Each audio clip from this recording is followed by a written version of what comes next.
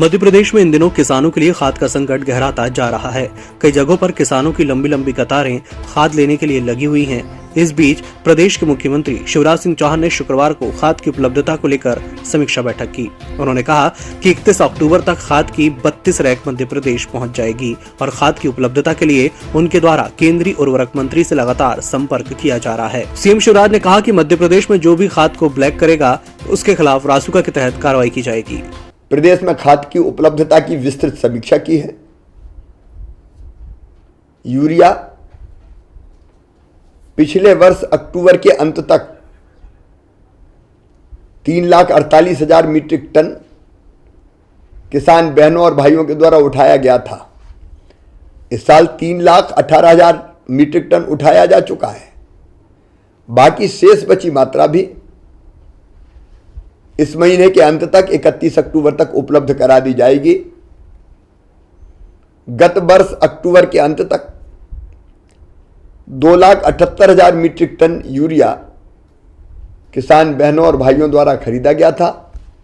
इस साल 2,31,000 metric ton urea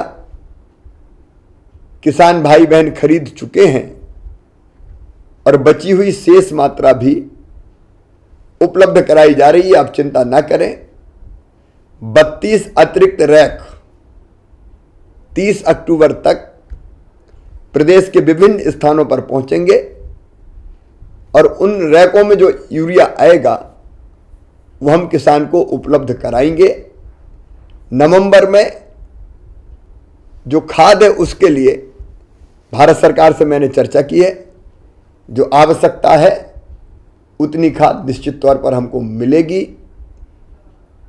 NPK भी पर्याप्त मात्रा में उपलब्ध है। मेरी आपसे ये भी अपील है कि आवश्यकता पड़ने पर एनपीके और सुपर फास्फेट का भी आप उपयोग करें। मैं आपको आश्वस्त करता हूं कि हम जो आवश्यक मात्रा है, जो ज़रूरत है प्रदेश की, उसके लिए डीएपी, यूरिया, एनपीके की उपलब्धता सुनिश्चित करवाएंगे। आप परेशान ना हो। प्रदेश में किसानों को हो रही खाद की किल्लत को लेकर अब राजनीति भी शुरू हो गई है। खाद की कमी को लेकर भाजपा और कांग्रेस दोनों ही राजनीतिक दल आमने सामने हैं। शुक्रवार को कांग्रेस मीडिया विभाग के अध्यक्ष जीतू पटवारी ने पत्रकार वार्ता आयोजित कर प्रदेश की शिवराज सरकार और केंद्र की मोदी सरकार पर जमकर हमला बोला कि 6 लाख मीट्रिक टन यूरिया की आवश्यकता है मध्य प्रदेश में। 2,78,000 मीट्रिक टन का आवंटन हुआ है हमें। उसमें से 1,38,000 के आसपास या 2 लाख के आसपास हमें मिला है।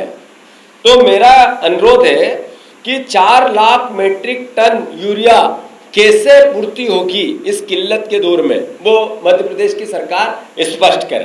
प्रतिशत स्टॉक उपलब्ध है आज की डेट तक। जितना यूरिया चाहिए वो चाहे घरों के भंडारण में, किसानों के घरों में भंडारण हो या सरकार के भंडारण हो या प्राइवेट लोगों के, जिसके वो प्राइवेट बेच रहे, कालाबाजारी जिससे हो रही है, 40% स्टॉक है, जो अपने आप में बताता है इनकी अव्यवस्थाओं को और अकर्मण्यता को।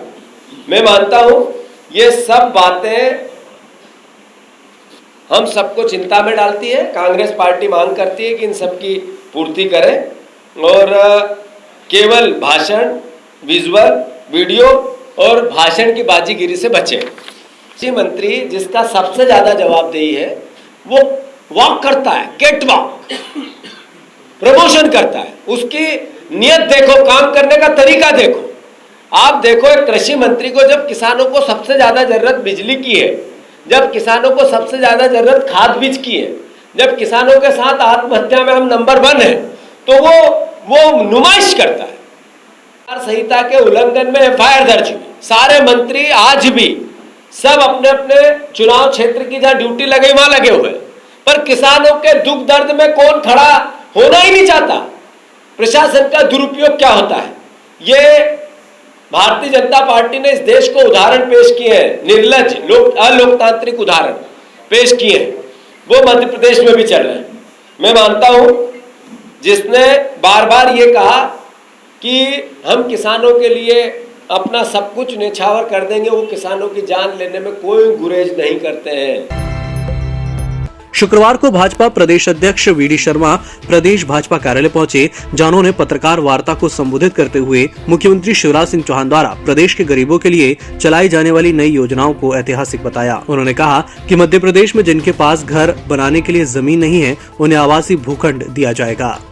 पूरे भारत के अंदर प्रधानमंत्री आवास योजना में 2011 का सर्वे था, 2011 के सर्वे में बहुत लोग इससे वंचित हो गए थे, क्योंकि उस समय जो सर्वे में लोगों के नाम नहीं आ पाए, उनको प्रधानमंत्री आवास नहीं मिलने के कारण।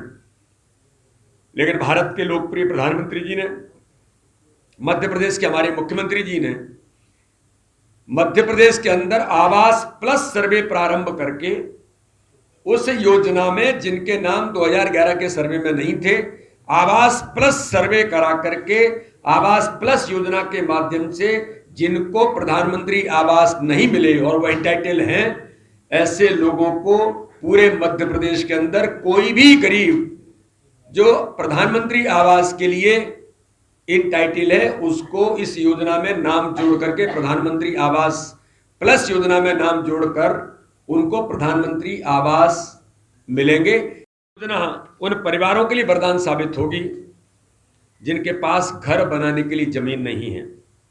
इस योजना के तहत एक परिवार के भीतर जो उनके माता पिता और बच्चे, ये एक यूनिट मान करके, अगर 4 बेटे किसी के हैं और उनके परिवार हैं, तो उन बेटों के परिवार को अलग यूनिट मान करके उनको आवासीय भूखंड उपलब्ध कराने का काम भारतीय जनता पार्टी की सरकार करेगी।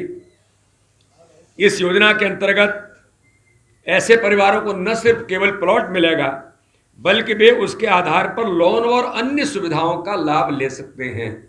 जो कई प्रकार की योजना में जो बैंक गारंटी वगैरह की बातें होती हैं, तो उनको ये भी अधिकार इस प्लॉट के अंदर होगा कि उसके आधार पर उनको इस प्रकार की सुविधाओं का लाभ मिल सकेगा। विश्व हिंदू परिषद ने आज 2 विषयों को लेकर प्रेस वार्ता की। पहला, बांग्लादेश में हिंदू मंदिर तोड़े जाने को लेकर और उसके संरक्षण को लेकर विश्व हिंदू परिषद ने अपनी मांग उठाई। राज्यपाल को राष्ट्रपति का नाम ज्ञापन सौंपकर बांग्लादेश में रहने वाले हिंदुओं की रक्षा करने और मंदिरों के संरक्षण की बात कही। बांग्लादेश में जो हिंदू मंदिरों को तोड़फोड़ किया जा रहा है, हिंदुओं को अपमानित किया जा रहा है और वहाँ के पांडालों को जो तोड़ा है, वहाँ की सरकार सारे हिंदुओं के धर्म स्थलों की और हिंदुओं की सुरक्षा करे। इस पर राष्ट्रपति महोदय यानी भारत सरकार भी प्रेशर बनाए।